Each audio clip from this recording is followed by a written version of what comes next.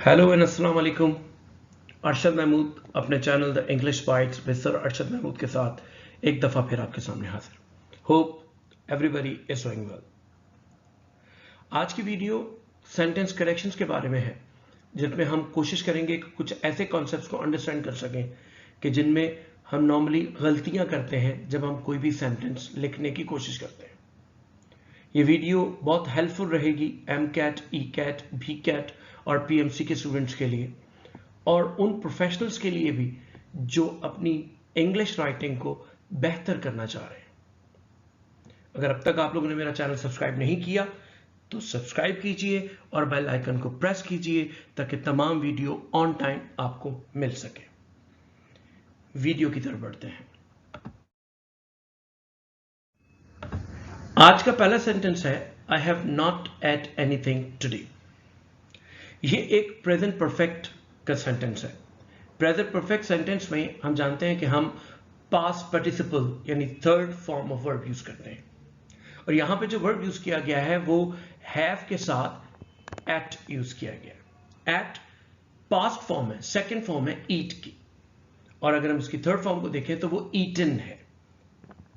यानी यहां पे वर्ब की फॉर्म को सही यूज नहीं किया गया, यहां पे वर्ब की थर्ड फॉर्म यूज की जाएगी, सेकंड नहीं। इस सेंटेंस को अगर हम कुछ इस तरह से देखें, I have not eaten anything today, तो ये सेंटेंस बिल्कुल करेक्ट होगा।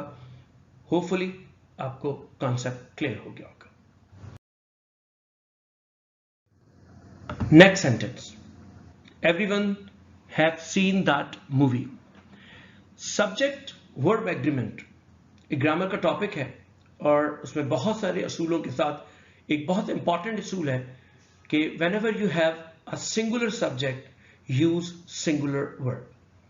अगर आपके पास सिंगुलर वर्ब है तो आप सिंगुलर सब्जेक्ट के साथ उसे यूज करेंगे, और अगर आपके पास सिंगुलर सब्जेक्ट नहीं है, प्लूरल सब्जेक्ट है, तो आप उसके लिए प्लूरल वर्ब यूज करते हैं। यहां पे हमारे पास सब्जेक्ट मौजूद है सेंटेंस में, वो है एवरीवन, और हम जानते हैं कि एवरीवन एक सिंगुलर सब्जेक्ट है, तो दैट्स मीन हम इसके साथ प्लूरल वर्ब यूज नहीं कर सकते, यानी इसके साथ हम हैव यूज नहीं कर सकते, बल्कि हमें यहां पर हैज यूज करना होगा।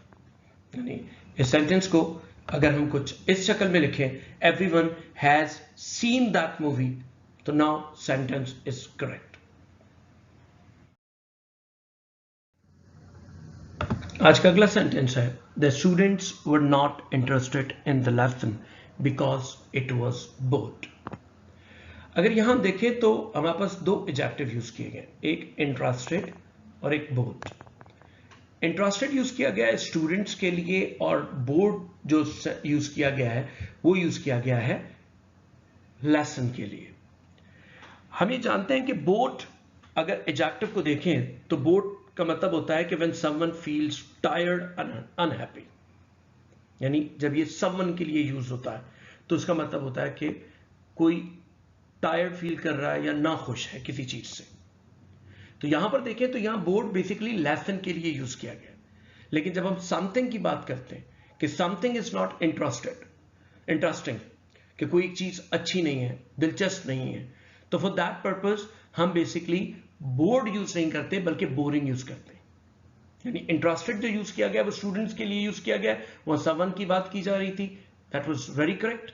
और अगर हम नीचे बोर्ड की बात करें तो बोर्ड बेसिकली लेसन के लिए यूज किया गया है, और when something is not interesting और एक्साइटिंग, तो फॉर दैट पर्पज हम बोरिंग यूज करते हैं, बोर्ड यूज नहीं करते। यानी इस सेंटेंस को अगर मैं कुछ ऐसे लिखूं, the students were not interested in the lesson because it was boring, तो नाउ सेंटेंस इज करेक्ट। आज का नेक्स्ट सेंटेंस है आई have lived in Canada since 10 months। यहां पे प्रेजेंट परफेक्ट यूज किया गया है और उसके साथ time clause since 10 months use किया गया है। हम जानते हैं कि जब हम प्रेजेंट परफेक्ट या प्रेजेंट परफेक्ट कंटिन्यूज यूज करते हैं तो हम उनके साथ सिंस और फॉर का इस्तेमाल कर सकते हैं फॉर टाइम क्लॉज। सिंस और फॉर के कॉन्सेप्ट्स को अंडरस्टैंड करना बहुत जरूरी है, और वो कॉन्सेप्ट ये है कि सिंस वहां यूज किया जाता है जब हम स्टार्टिंग टाइम्स की बात करते हैं, यानी जब हम ये बताते हैं कि जिस काम की हम बात कर रहे हैं ये शुरू कब हुआ, तो हम सिंस का इस्तेमाल करते हैं। लेकिन जब हम ड्यूरेशन ऑफ टाइम देते हैं, दुरानियां देते हैं, तो उस पर्पस के लिए फिर हम सिंस का नहीं फॉर का इस्तेमाल करते हैं। तो इस सेंटेंस में 10 मंथ्स यूज किया गया है जो कि एक ड्यूरेशन है, एग्जैक्ट टाइम नहीं है कि इस वक्त से इस टाइम से ये काम शुरू हुआ। तो इसलिए यहां पे ये जो सिंस है इसे हमें हटाकर यहां पर फॉर लगाना होगा, और अगर हम यहां फॉर लगा दें तो ये सेंटेंस बिल्कुल करेक्ट हो जाएगा, कुछ ऐसे, I have lived in Canada for 10 months. तो नाउ सेंटेंस इज करेक्ट।